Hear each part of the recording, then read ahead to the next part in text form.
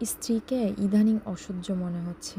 সব সময় কথা কাটাকাটি করে, শান্তি নেই সংসারে। আজ অফিস থেকে ফিরে আবার ছোটোখাটো ঝগড়া। রাগে গরম মাথা নিয়ে বেরিয়ে গেলাম বাড়ি থেকে। পথে হাঁটতে হাঁটতে ঢুকলাম একটা পার্কে। বেঞ্চে বসে দেখি চারপাশে কোলাহল, কিন্তু মনে কেবলই গুমুট অন্ধকার। মন বলছিল এভাবে আর চলতে পারে না। একসাথে থাকা মানেই যদি প্রতিদিন ঝগড়া হয়, তবে কি আর টিকে থাকা সম্ভব? এমন সময় পাশের বেঞ্চে বসে থাকা এক মহিলা হঠাৎ বললেন, ভাই, এত রাতে একা বসে আছেন কেন? বাড়ি যাবেন না? মুখ তুলে দেখি সাদা শাড়ি পরা একজন বয়স্ক মহিলা, চোখে ক্লান্তি, মুখে অদ্ভুত এক শূন্যতা।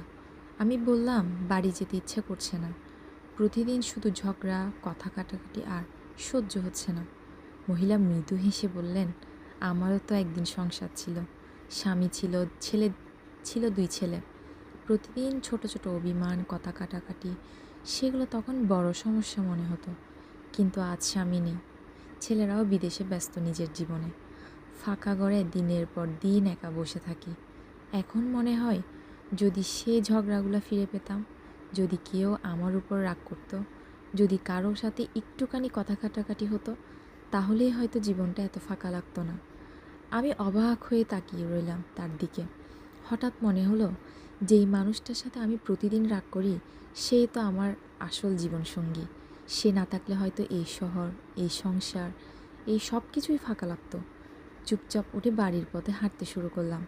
ফিরে এসে দেখি স্ত্রী জানলার পাশে দাঁড়িয়ে আছে, চোখে অভিমান, কণ্ঠে চিন্তার ছোঁয়া।